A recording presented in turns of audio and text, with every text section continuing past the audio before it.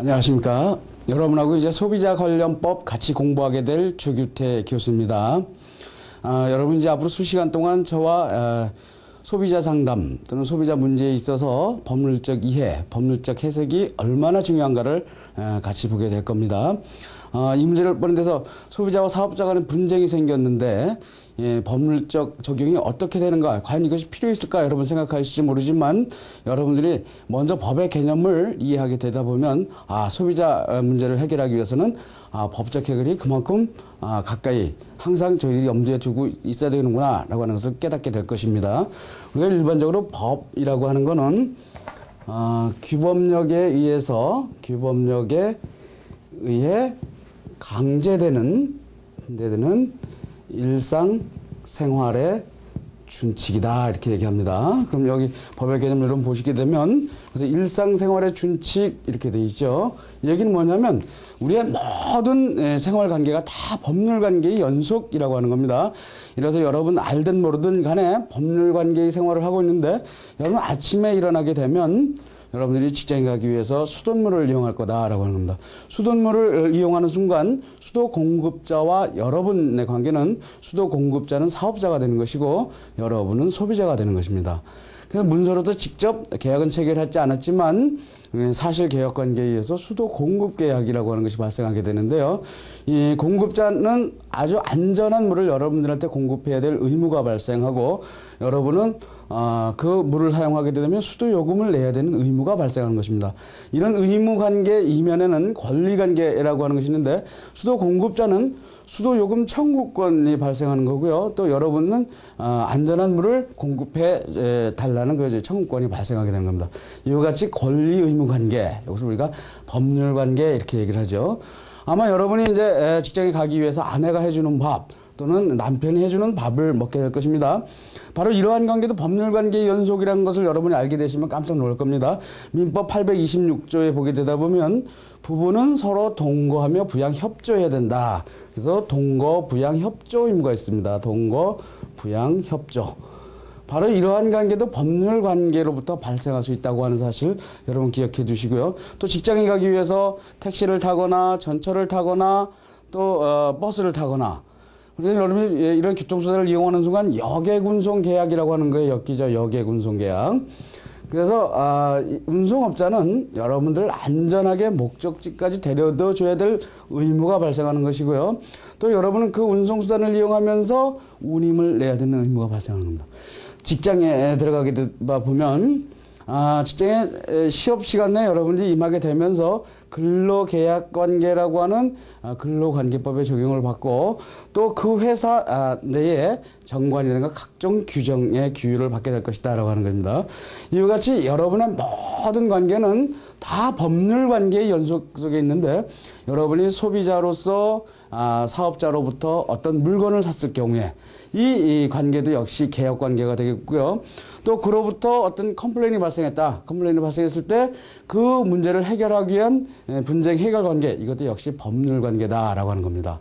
그럼 다시 말해서 우리는 소비 주체로서 항상 소비 생활을 하고 있는데 사업자가 제공하는 물품 및 용역을 사고 물론 그런 관계가 평화로운 관계가 있고 아무 문제 없이 지나가면 아무 문제가 발생하지 않는데 물건에 대한 하자가 있거나 뭐 이런 경우에 소비자 문제가 발생하게 되겠죠. 바로 이러한 문제는 다 이와 같이 법률관계 연속이기 때문에 법률 규정을 여러분이 하나하나 살펴가면서 그 법률에 따라 해결해야 되는, 물론 사업자와 소비자 간에 당사자의 조정이나 합의에 의해서 원만히 문제 해결을 하면 다행이지만 이런 문제가 해결되지 않는 경우에는 그 전국적인 채무 막판에는 법률 문제, 법률 규정의 적용밖에 없다라고 하는 걸 여러분들이 아셔야만 되는 겁니다.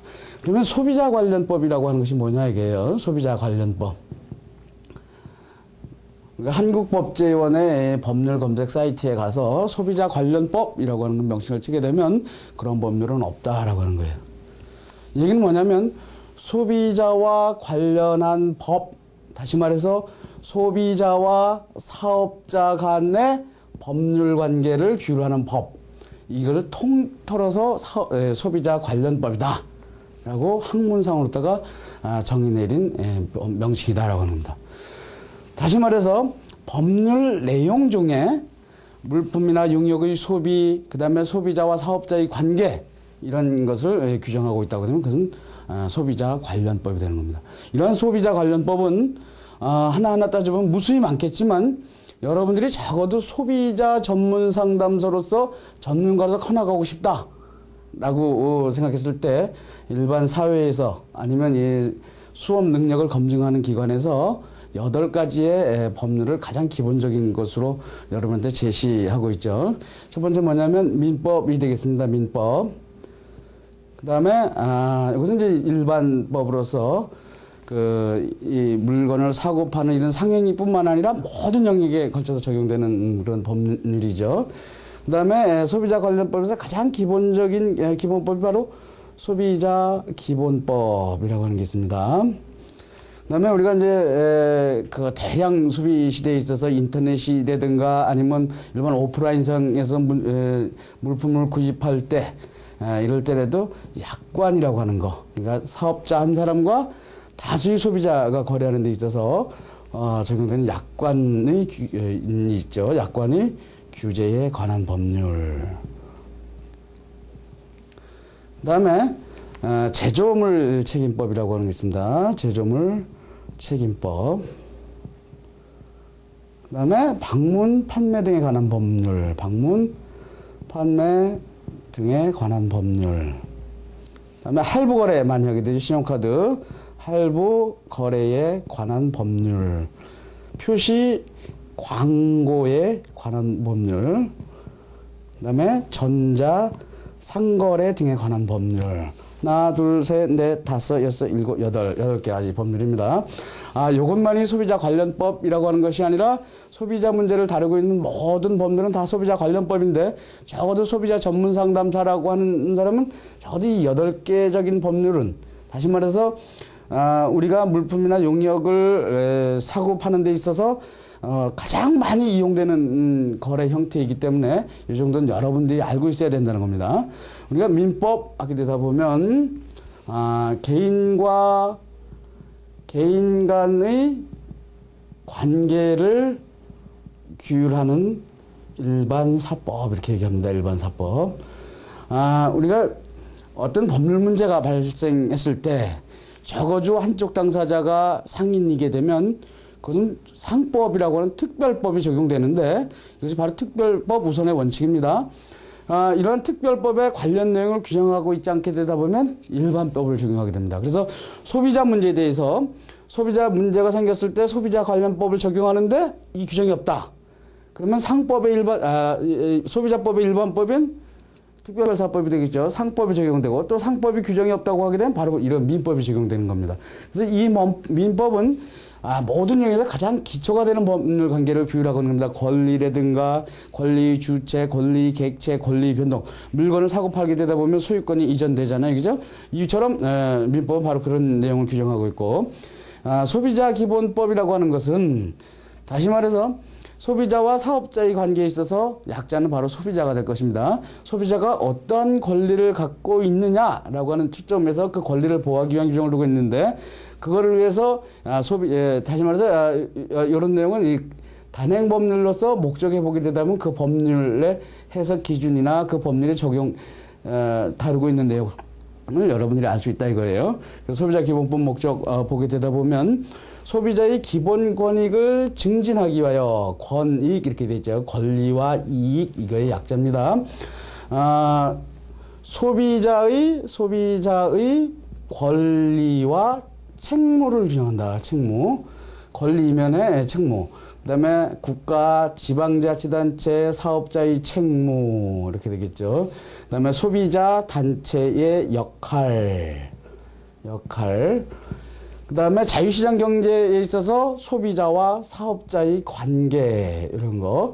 소비자 정책의 종합적 추진에 관한 기본적인 사항을 규율함으로써 소비자를 보호하기 위한 법률, 이것이 바로 소비자 기본법이다.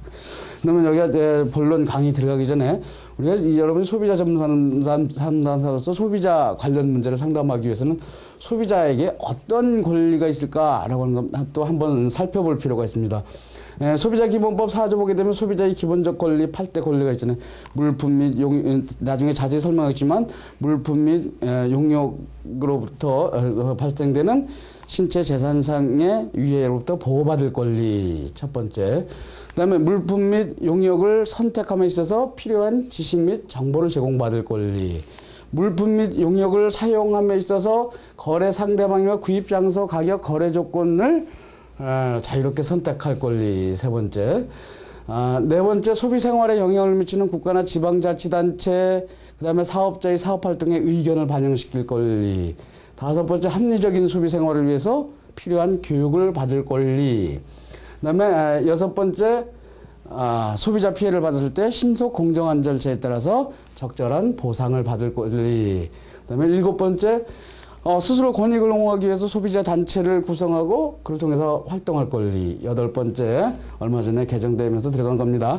안전하고 쾌적한 환경에서 소비할 권리. 이렇게 8대의 권리가 됩니다.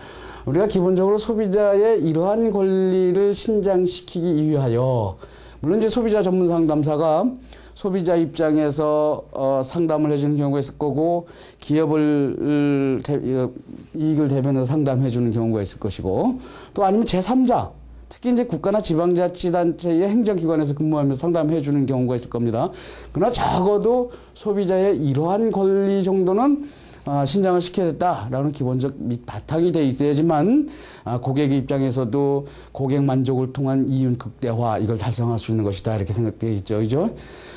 그 다음에 우리가, 그 근대민법이라고 하는 것은 계약자의 원칙에 의해서 내가 계약을 체결할지 말아야 될지, 그 다음에 누구와 계약을 체결할지 다 자유가 되겠지만, 사업자 한 사람이 무수히 많은 소비자를 상대로 하는 경우에, 그죠? 무수히 많은 소비자를 상대로 하는 경우에, 계약자의 원칙이다 보니까 각 소비자 만날 때마다 이 물건 가격, 그 다음에 결제 방법을 다 달리 정한다고 하게 되면 오히려 거래의 신속을 해야 하는 경우가 있을 것이다, 라고 하는 거죠.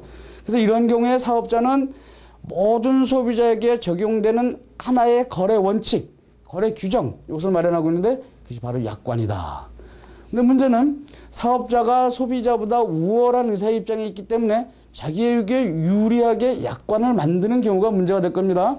그래서 약관의 규제에 관한 법률은 뭐냐면, 사업자가 그 거래상의 지위를 남용함으로써 나타나게 되는 불공정 약관 작성을 통용하게 하는 것을 방지하고, 불공정한 내용의 약관을 규제함으로써 거래의 건전한 거래 질서를 확립한다라고 하는 그런 목적이죠. 그래서 이제 그런 목적에 의해서 형성되어 있는 그런 내용들, 그게 바로 소비자 상담에서 중요한 내용이다라고 하는 거죠.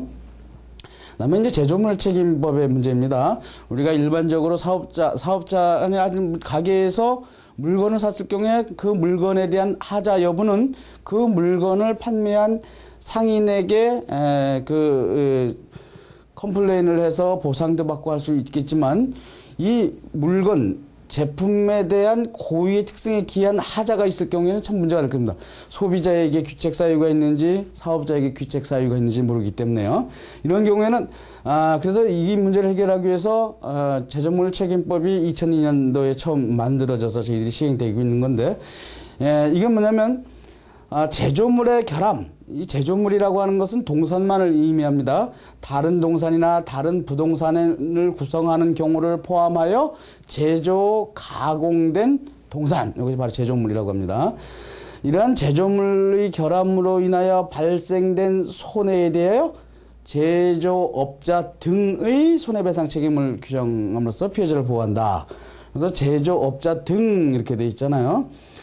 다시 말해서 이건 무과실 책임입니다. 보통 경우에 손해배상을 해주기 위해서는 당사자의 고의, 과실, 위법, 유책이라고 하는 이런 논리가 필요한데, 여기서는 그런 고의, 과실, 위법, 유책이 없다고 하더라도 제조업자에게 손해배상 책임을 인정하는 바로 그런 법률이다라고, 획기적인 것이죠. 보통 PL법 이렇게 얘기하기도 합니다.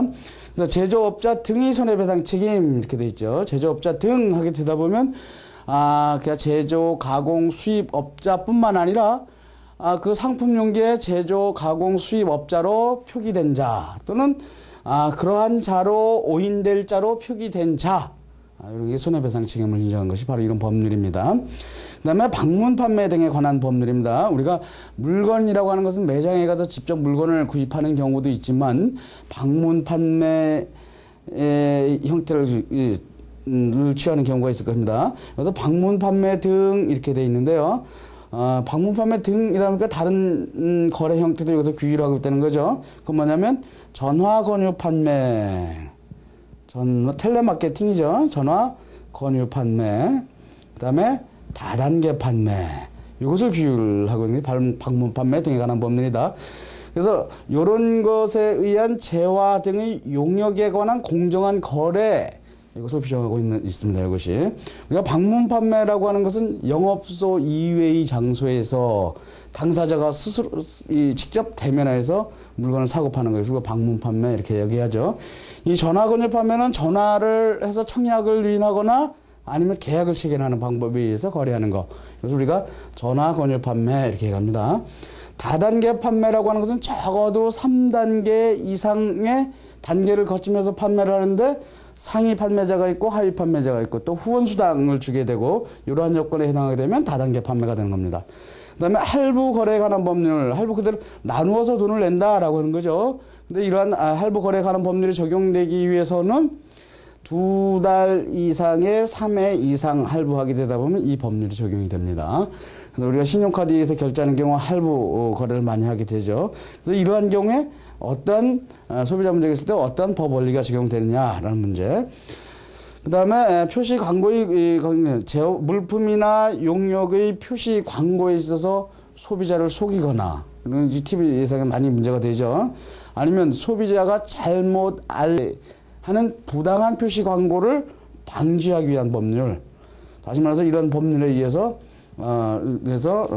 규제를 하게 되겠죠. 그 다음에 전자상거래 등에서의 소비자 보호에 관한 법률. 다시 말해서 전자상거래 플러스 통신판매를 규율하고 있는데 상거래라고 하는 것은 전자거래의 방법으로 상행위를 하는 것 이렇게 얘기합니다. 그 다음에 통신판매는 뭐냐면 전화 권유 판매는 방문 판매 등에 관한 법률에서 적용하고 이러고 있으니까 전화 권유 판매를 제외하는 다른 그러니까 우편이라든가 기타 통신의 방법으로 판매하는 경우 이러한 경우 소비자 문제를 어떻게 해결할 것인가 라고 하는 게 각 법률에 자세히 적용되어 있다라고 하는 겁니다. 근데 문제는 아까 얘기했지만 이런 것이 바로 우리가 소비 생활의 일상 관계인데 그럼 이러한 법률이 규정되어 있는데 분쟁 해결 기준이 되는데 이러한 법률을 어기면 어떻게 되느냐라고 하는 문제예요. 그러니까 첫 번째 법의 개념에서 규범력에 의해서 강제되는 일상생활의 준칙이다 이렇게 얘기했죠. 이 규범력에 의해서 강제된다. 그러니까 법이라고 하는 것을 지키지 않으면 어떻게 되냐면 법에 의한 강제가 이루어진다는 거예요. 어떤 강제가 이루어지느냐? 이 단행법률은 맨 마지막 장에 보통 벌칙을 규정하고 있습니다. 이 법률 앞장에서 어떠한 것을 해야 된다 의무를 부과하고 있는데 그것을 이행하지 않는 경우 이 벌칙은 형법 42조에서 말하는 형벌, 다시 말해서 그거에 해당되는 형을 받게 되면 전과자가 되는데 형법 42조에는 사형, 그 다음에 징역, 금고, 자격 상실, 자격 정지, 벌금, 구류, 과료, 몰수라고 하는 8개의 형벌을 규정하고 있다. 이것은 앞에서부터 중한형의 순서입니다. 다시 말해서 여기에 해당하는 처벌을 받게 되다 보면 말 그대로 전과자가 되는 겁니다. 이거 여러분 기억해 두시고요. 그 다음에 이거 이외에 과태료라고 하는 게 있습니다. 과태료. 전과자가 되는 건 아니지만 형법상 범죄는 아니지만 일정한 행정단속의 목적상 행정형벌 그래서 과태료를 하게 되죠. 그리고 어떤 경우에는 일정한 사업에 대해서 행정관청이 명령을 하게 됩니다. 뭐 하지 말라. 시정조치 명령이죠. 그것을 이행하지 않았을 경우에 영업정지 처분을 당하는 경우 그런 경우가 있습니다. 또 과징금이라고 하는 게 있습니다. 과징금. 어떤 사업체의 사업을 일시적으로 정지시키고자 하는 명령을 발하고자 하는데 이 사업이 정지가 된다고 하게 되면 일반이나 공중에 다수의 이익을 침해하거나 아니면 소비 생활 관계를 어렵게 할 우려가 있는 경우 과징금을 매긴다. 그래서 공정거래법 위반에 의해서 그렇게 됐다. 했을 때 보통 이제 공정거래위원회에서 과징금 처분을 하게 되죠. 이런 경우는 과징금에는 다시 말해서 부당한 거래 행위에 의해서 얻은 이익을 국가가 다 뺏어감으로써 다음서부터는 그러한 행위를 하지 않도록 간접적으로 강제해 주는 것이죠. 다시 말해서 형법상 범죄에 해당하는 거, 과징금, 과태료, 영업정지 이와 같은 처분을 받게 되다 보면 거래 행위에 위태한 상황이 발생해서 간접적으로 법규를 준수하도록 강제하는 바로 이런 형태가 되겠죠. 그래서 이 소비자 전문 상담사가 되고자 하는, 아마 여러분 상담사의 자질에서 배웠을 것입니다. 일반적 자질과 상담사의 전문적 자질이 있는데 그 중에 하나가 뭐냐면 소비자 관련 법규를 여러분들이 전문적 지식으로 가지고 있어야 된다라고 하는 거겠죠. 그래서 많은 법률도 아니고 8개의 법률만, 민법, 소비자기본법, 약관의 규제에 관한 법률, 제조물책임법, 방문 판매 등에 관한 법률, 할부거래에 관한 법률, 그다음에 표시 광고에 관한 법률, 그다음에 전자상거래 등의 소비자 보호에 관한 법률, 이런 법률에 대해서 다음 시간서부터 하나하나 차례대로 여러분하고 살펴보도록 그렇게 하겠습니다.